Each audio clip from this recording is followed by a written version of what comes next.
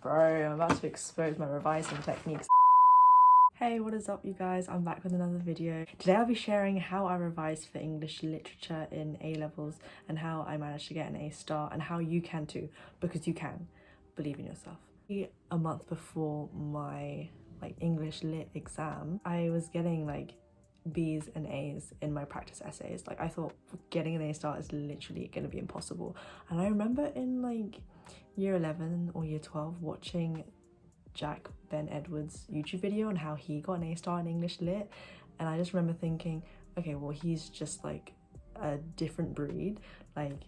He got an A star maybe, but I definitely can't. But I did, and I want to show through that example that you can too. Even if it seems impossible, it's really not. You just have to be strategic about it. Strategic. Okay, and I will show you how in this video. So without further ado, let's get on with the video. For any subject, you want to make a revision plan. Now, I did not start revising from day dot. I didn't start revising from the first day of year 12, not even the first day of year 13. I think I started knuckling down April, mid to late April. So that was when I looked through the specification. I just made a list of all the exam questions that will be asked for each text in English lit. This sounds so simple, but I made a list of all the texts that I was going to be tested on. So Coriolanus, Shakespeare, The Age of Innocence, The Great Gatsby, The Duchess of Malfi, The Merchant's Tale from the Canterbury Tales. First things first, read your books. Please read the text that you're going to be tested on, sorry. It's just easier to understand what the exam questions are asking you, because you know the characters and the themes of this book or the books so well. It makes it easier to remember the quotes, because by tying in the story and the emotion and the arc, you can remember the quotes better that way, because it makes it stick, because there's emotion tied to that. You know what I'm saying? Read through the books and highlight any key quotes that stand out to you that you can use in your essays, that you can use to back up your points effectively, and then write those quotes down. You don't need to worry about sorting them into themes yet. Literally just write down a list of quotes on a Google Doc. Okay, let's talk about Shakespeare, because Shakespeare was actually such a struggle. So we studied Coriolanus and I just didn't really understand it, I won't lie. But what helped is watching productions.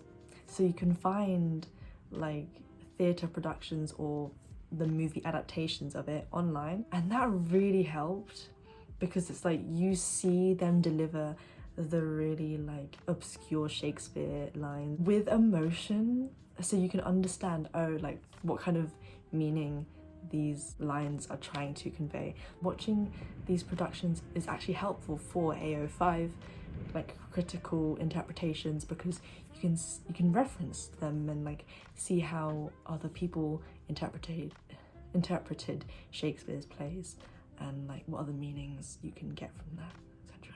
And talk about that in your essays. It's a very vital part of AO5. I would recommend Shakespeare passages. This is why you need to read your text cover to cover, because this is where your knowledge of the play really comes in handy. You don't need to be referencing quotes in the Shakespeare passage, but you just need to know where that passage comes after and when it comes before. And in your intro, here's a top tip: state explicitly what scene the passage comes after and when it comes before, because you can say, oh, this comes after X, and this then sets up the foundations for Y. State what themes the passage deals with, because that's important. Because it's only 45 minutes to both read the passage and write. This is gonna sound very harsh of me, but try and read and annotate the passage in 5 minutes. I couldn't do that. I could not write this essay in time conditions until literally 2 or 3 weeks before the actual exam. 40 minutes is like just the perfect amount of time. Like just like write down like keywords. This is why knowing the book, knowing the play well will help, because you'll see like maybe the first few lines and be like, oh yeah, it's that scene, and then like your memory will help, and then you'll basically understand like the crux of the passage already. It's not like an unseen passage because you already have seen it before many times. You talk about dramatic effects because it is a play, dramatic techniques, talk about who dominates the passage, like is it specific characters, is it like the powerful men, for example, what themes dominate this passage, is it written in like prose or verse. I tried to write an intro, 3 paragraphs, and a conclusion.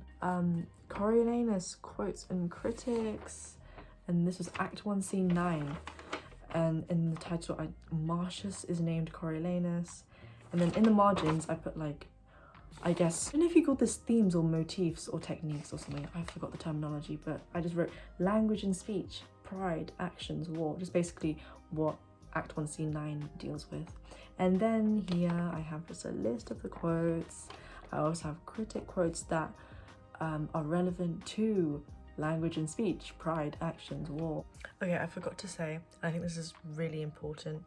It's gonna be a very like obscure questions. Explore the effect of pride on the state and individual. Obviously, yeah, it's asking you to talk about pride, but it's like you need to like unpack the question and like deconstruct it and think about what is the examiner like actually like looking for. Obviously in that question it wants you to think about like the political like ramifications and about like the relationship between like state and individual, and it wants you to think about the system of like the system, like the society, like within like Coriolanus. Basically you just don't want to answer the question at such a surface level. Like you need to think like, okay, what like themes, ideas is the examiner trying to get me to think about? In the same paper as Shakespeare, I also had to answer a comparative question between the Duchess of Malfi and the Merchant's Tale. Read the text, make a list of quotes, sort these quotes into themes in a Google Doc or on paper. I would suggest spending 10 minutes planning. It's very important, because the worst case scenario is you having like 1 or 2 really good points, and then halfway through you can't think of another point, and it's like you're halfway through the exam, it's like, what are you gonna do? You had a list of like 6 questions, so obviously that's a lot of choice. That's why you need this time to plan and think about which question is like perfect for me. Even though this American Lit and this Poetry and Drama were different papers, both of the papers had comparative essays, so I used the exact same revision technique for both. AO3 was like weighted very highly, like context was like 50%, right? What I would suggest you doing is actually like collaborating with some of your friends in your English class and getting each person to do research on a specific topic of context. So for example, get someone to research the life of the author, so that you have authorial context. Get someone else to research love and marriage in those times. If you can't do that, that's fine. It's just a bit more work for you, but like if you plan your time well, you can do it. This, and it was like a thick booklet. You want to get a good balance of authorial context, social context, so like, I don't know, gender roles, and then historical context, so like the economy or something. Because AO4, like the comparison, it's 25%, still important. Use like specific words, whereas in this text, or like meanwhile, like as opposed to, whilst this character like showed bravery in this text, this character also showed bravery in this text, like that. What you can do is do an intro, 3 chunky paragraphs, so 3 comparative points, and then a conclusion. But I think what I did, because the paragraph would have been too long, I just did like 6 shorter paragraphs. It's like basically 1 for each text, but like I'd still write a comparative sentence, like a comparative opening sentence at the start of like each paragraph to like remember that this is a comparative essay. you want to be doing practice essays as well, and it would be great if you could send them to your teachers for them to mark, because the teachers act like the examiners. Teachers have looked at mark schemes so many times. You're not gonna be great the first time. I wasn't, but after like many like practice essays, you're gonna be amazing, trust me. Like, nobody was ever good on their first try. It always took practice. Bro, I'm about to expose my revising techniques. Yeah, it's like change and progress in American literature. So I was obviously comparing The Age of Innocence and The Great Gatsby. So the stuff that's in black, that is The Age of Innocence, and the stuff that's in pink is The Great Gatsby. So the change in progress, I divided into subsections, so roles of women, society, characters, and like how you could see change in all of those things. Oh, and then at the bottom, I had like a list of critic quotes. You can find these critic quotes on Quizlet. Here's an example of what was not a final draft of my revision, and it was a first draft. Like, the first revision notes you make don't need to be tidy. Example, in case, but it's just good to get your ideas down, and then like when it gets closer to the exam date, you will refine it and make it look more presentable. You're going to be quite stressed. You want to be able to look at your revision sheets, get information from it like really quickly, and you can only do that if it's like neat handwriting, legible, all that. And the way that I tested myself with the quotes is using the blurting technique. So just pick a theme and get a piece of paper and then just write down all the quotes you remember, and then look back over your revision notes and then see which ones you missed out. Maybe there were some important ones you missed out, maybe there were some unimportant ones you missed out that you can just get rid of in general, that you don't need to bother learning. You do need context, but it's less about like authorial, social, historical, and more about literary. So that's about the other books in the genre. You don't need to actually read these books. I didn't, except for Grapes of Wrath. Look up the summaries on the internet.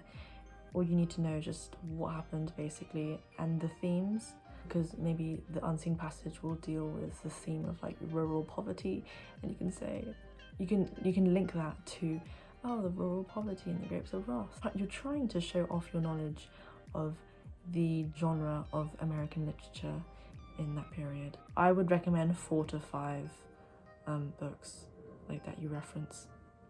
It doesn't have to be in detail, just literally write a sentence or 2, and then that is good. With the unseen passage, I would recommend reading it 3 times. You read it the first time to get a general gist, and the second time you read it to get more meaning, to like think, oh, okay, this is what the passage is saying, like, okay. And you can start looking out for like little techniques like the metaphors and stuff. Third time, you will read it and annotate, and hopefully by the 3rd time it will actually be like solidified in your brain. I hope I said everything. If you have any questions, leave them in the comments down below. You guys have got this in the bag. If I can do it, you can do it. Do not just give up after the first practice essay you do. It's just these next few months, and then you're gonna have like the best summer, longest summer of like 3 months or something. It's gonna be amazing. Just think about like the summer you're gonna have. You've all got this, from a previous A-level student to another current A-level student. If you did find it helpful, leave a like, subscribe as well for more like study motivation, more like advice, more inspiration about personal development and all that. Oh, generally if you just want to keep up to date with my life. Okay, so I'll see you all next Saturday in my next video. Bye.